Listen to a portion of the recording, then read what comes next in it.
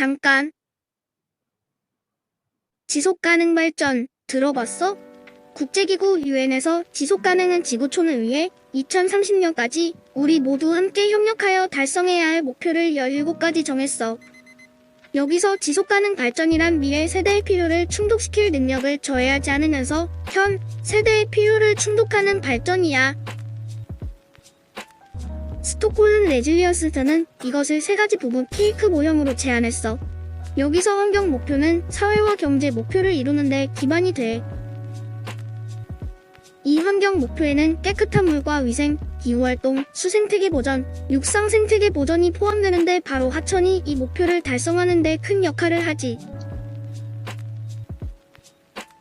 이런 하천 뭐 그렇게 중요하다고? 먼저 하천은 그린 네트워크의 근간이 돼. 그린 네트워크는 자연과 인간의 문화, 역사, 생활과 조화를 이루기 위한 전국의 생태화 개념으로 하천은 생태 이동 통로로 이용되고 모든 생물의 에너지원인 물을 제공하지. 두 번째, 하천은 역사적, 경관적 가치를 가진 오픈 스페이스야. 건물, 구조물의 용도로 이용되지 않아 공공공간으로의 잠재력을 가지고 있어. 세 번째, 자연과 조화된 도시 경관을 구성하기도 해.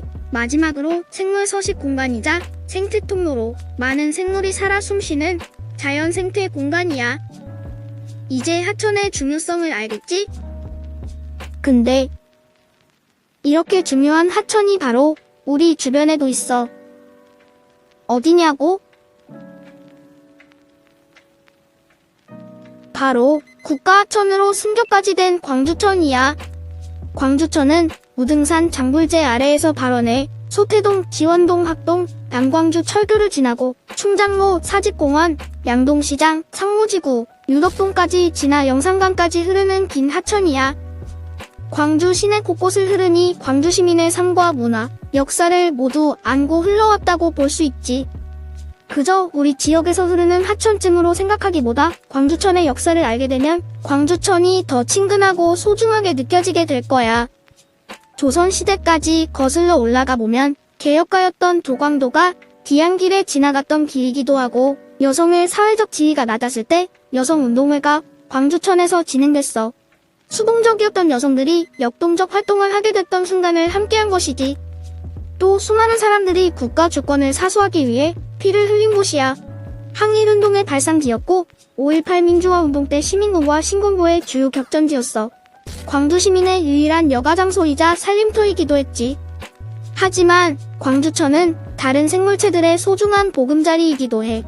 멸종위기동인 수달, 흰목물대새나 천연기념물인 황조롱이 팔색조를 포함해 포유류, 조류, 양서, 파충류, 어류가 다양하게 살고 있어.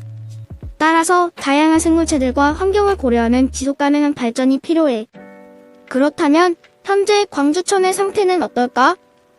일제강점기에 굽이굽이 흐르던 광주천이 직선화됐고 도시화로 인해 물이 오염되면서 악취가 나고 조금만 비가 내리면 넘실대기 일쑤였던 시절이 있었어. 다양한 활동이 집적된 생활 공간이자 놀이터로서의 정치들이 조금씩 자취를 감춰버리게 된 거야. 광주시는 과거 문화공간이었던 광주천을 복원하기 위해 다양한 노력을 기울이고 있어. 환경을 정비하고 광주천 수변공원을 따라 자전거도로도 만들었어. 광주천과 영산강이 만나는 곳엔 하수종말 처리장을 만들어 물을 정수 처리하고 있지. 지금까지도 광주천을 정비하기 위한 노력은 계속되고 있는데 바로 최근 발표한 아리랑 문화물길 조성사업이야. 아리랑 문화물길 조성사업이 뭐냐고? 앞서 항일운동이 광주천에서 이루어졌다고 했는데 일제강점기 3.1 만세운동 때 광주천을 따라 아리랑을 불렀던 것에서 붙여진 이름이야. 2022년까지 총 380억 원을 투입해서 사업을 완성하겠다고 했어.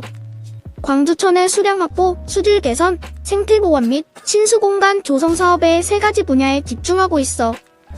첫 번째 수량 확보를 위해서는 광주의 제4수원지와 광주천 주변의 지하수 등에서 1에서 2급수의 하천 유지 용수를 끌어와 매일 10만 9천 톤을 공급하려고 해.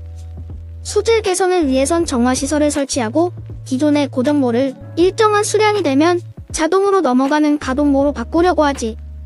마지막으로 생태보원 및 친수시설을 위해서는 하천을 4개의 구간으로 나누고 각 구간별 특성을 살려서 휴양문화 체험 보존존을 만든대. 생태휴양존에는 관찰 테크, 계절감 있는 식물 등을 조성하고 생태문화존에 쉼터, 램프를 설치하고 인공구조물을 생태적으로 처리하려고 해.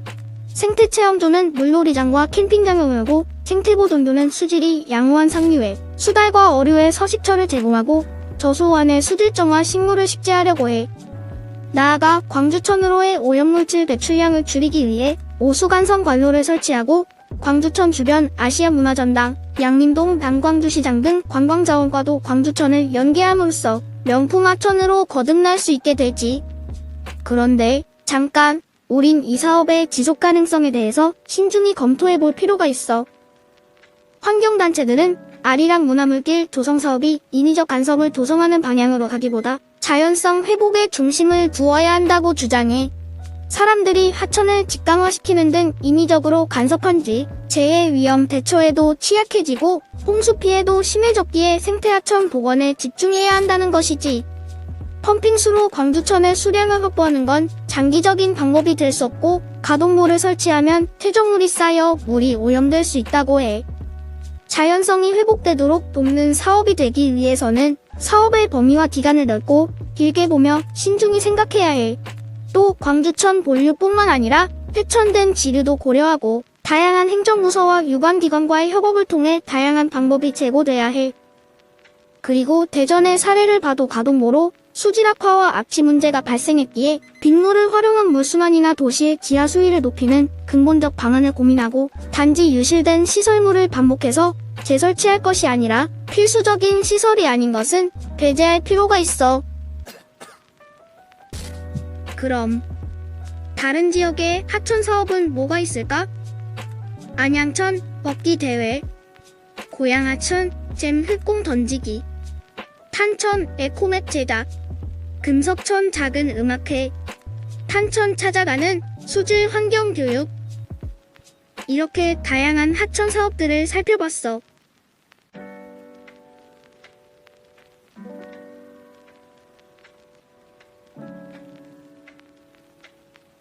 앞서 소개한 다양한 사업과 정책들과 더불어 광주천과 같은 자연, 자산의 가치를 살리고 광주와 광주천의 지속가능한 발전을 위한 근본적인 노력은 도대체 어떤 것이 좋을까? 그것은 바로 환경교육이야. 다양한 사업과 정책도 좋지만 근본적으로는 환경교육이 핵심적인 역할을 다해야 한다는 것이지. 왜냐하면 여러 사업, 정책으로 지속 가능한 하천 공간과 문화를 만드는 것도 중요하지만 그것과 함께 삶을 사는 사람들의 인식이 바뀌어야 그들의 행동과 삶이 지속 가능성을 비로소 갖게 되기 때문이지. 그리고 그 인식은 교육을 통해서 가능하다는 말씀.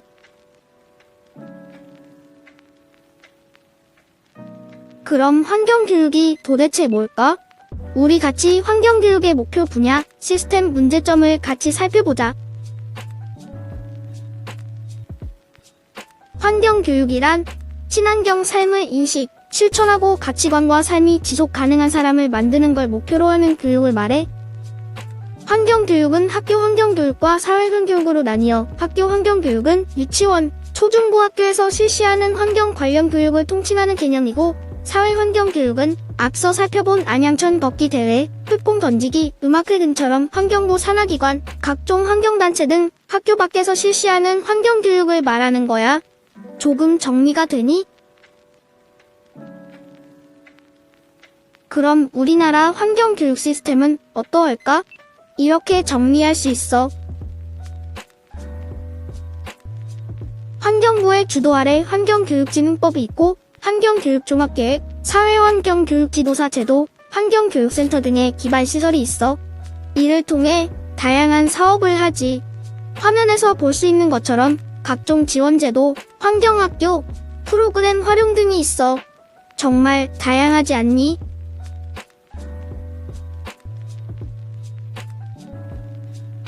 하지만 우리나라 환경교육에도 문제가 있는데 방금 전 우리나라 환경교육 시스템을 소개할 때 눈치챘으려나? 우리나라 환경교육은 환경부 주도 하에 이루어져서 학교 환경교육은 사회환경교육보다 많이 뒤처지는 실정이야. 그렇다면 광주는 어떠할까?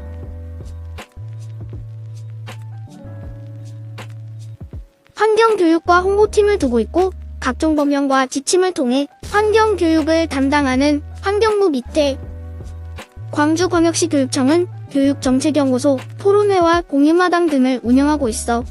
이러한 발자취의 결실은 광주광역시 교육청의 기후환경 협력팀의 신설로 이어졌고 다양한 진행 계획을 행동으로 옮기고 있어. 광주 녹색환경지원센터는 각종 환경교육을 집중적으로 전담하고 있는 기관이야. 일반인을 대상으로 환경 소양 교육을 진행하고 전문가와 교사, 학술 공동체를 대상으로 환경기술 교육을 그리고 환경학술 활동도 운영하고 있어. 마지막으로 영산강유역 환경청은 영산강유역의 환경 보존을 위한 각종 노력뿐 아니라 생태 탐방 기회를 제공하고 생태환경원과 물사랑 배움터를 운영함으로써 환경에 대한 학습이 이루어지도록 노력하고 있지. 그리고 이 모든 것들과 함께 환경단체, 학교 교육 현장에서 종사하시는 많은 분들의 노력도 커다란 몫을 차지하고 있지. 그렇다면 문제는 없을까? 앞서 설명한 것처럼 우리나라 환경교육을 핵심적으로 담당하고 있는 부서는 교육부가 아니야. 주무부서가 환경부이기 때문에 지도사 양성제도, 프로그램 인증제, 환경교육센터 등의 다양한 노력이 체계적으로 진행되고 있는 사회환경교육에 비하면 많이 부족하지. 또 예산 규모도 차이가 크고 이외에도 광주는 여러 문제가 있는데 광주광역시 교육정책연구소의 현직 연구원 목록에는 환경교육 연구 사례가 없고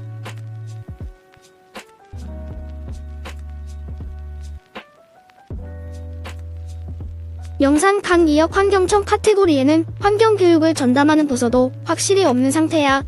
물론 가장 단적인 예들이지만 환경교육에 관한 광주의 관심도가 낮다라고도 충분히 볼 수 있어.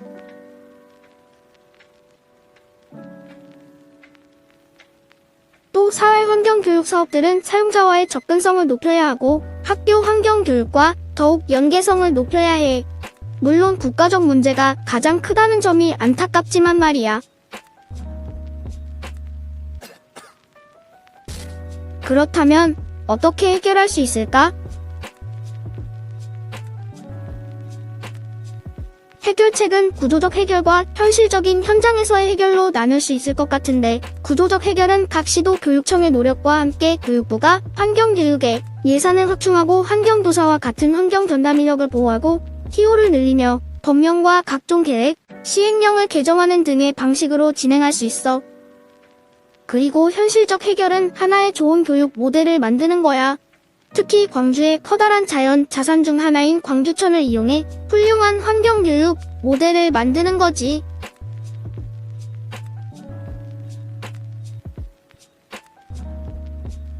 광주천을 학생들이 학교 시간에 직접 체험하고 몸으로 공부함으로써 환경에 대한 실제적 학습이 이루어질 수 있고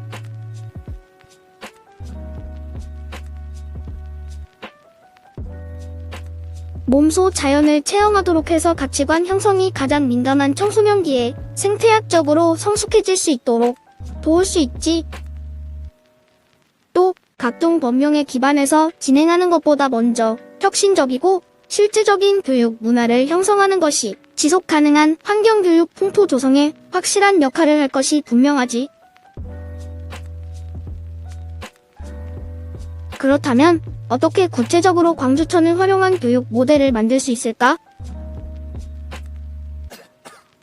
가장 중요한 것은 교육 과정과 연계서 배움 속에 환경이 녹아들도록 해야 하고 학생 참여 기반으로 체계적으로 장기간 지속되어야 해. 노출 시간을 지금보다 매우 늘려야 한다는 점도 중요하지. 다른 나라의 좋은 사례를 살펴볼까? 영국의 슈마호 대학교는 생태세계관 중심의 커리큘럼을 운영하고 있어. 독일은 동물복지 교육을 전문으로 하는 교사를 양성하는 시스템을 가지고 있고 학교에서는 갯벌 체험을 주기적으로 진행해서 환경교육을 진행하고 있어. 이들 모두는 중요 요소를 모두 만족해. 우리는 이러한 좋은 사례들의 장점과 함께 좋은 점들을 전국적으로 확산시키는 것을 목표로 삼아야 해. 그럼 학교 환경교육을 살리기 위한 구체적인 방안을 제시해볼게. 먼저 물리적 교육 환경을 구축하는 거야. 학교는 텃밭, 연못 등을 생태학습 자료로 활용하고 주기적으로 체험활동을 기획하며 햇빛 발전소 등을 학교에 구축하는 노력을 할 수 있을 거야. 생태환경과학실을 학교에 구축해서 심화학습을 진행할 수 있도록 도울 수도 있겠지. 광주천을 활용한다면 무엇보다 접근성을 높이는 게 가장 중요해 보여. 광주천과 광주의 자연에 관한 사회환경 교육 시스템과 학교는 긴밀히 제휴하고 학사 일정과 교육 과정을 재구성하고 학교에서도 간접적으로 생태 체험을 할 수 있도록 공간을 구성하면 좋겠지. 두 번째는 사회환경 교육, 인프라와의 연결성을 높이는 거야. 환경단체 혹은 환경교육 전문가들이 주최하는 워크숍에 현직 교사들이 많이 참여하도록 해서 그들의 교육적 역량을 키워야지. 당장에도 그렇고 앞으로도 교사의 역량은 가장 중요하니까. 그러면 교사는 광주광역시와 광주천에 대해 이해하고 각종 지식을 얻을 수 있으며 학생들을 가르치기에 앞서 먼저 생태학적인 감수성을 함양할 수 있어. 또 다양한 환경교육 아이디어를 얻게 돼. 마지막은 수업 혁신 문화를 확산하는 거야. 광주 남초, 수원초와 월산초의 환경 수업 사례처럼 다양한 시도가 장려되는 교직, 문화가 필요해. 이뿐만이 아니야. 유튜브처럼 여러 교육 모델과 사례를 공유할 수 있는 발판을 마련해야 해. 우리 목표는 확산이니까 장기적으로는 교육부에서 플랫폼을 제작해도 좋을 것 같아. 지속가능한 광주천. 우리는 무엇을 할 수 있을까?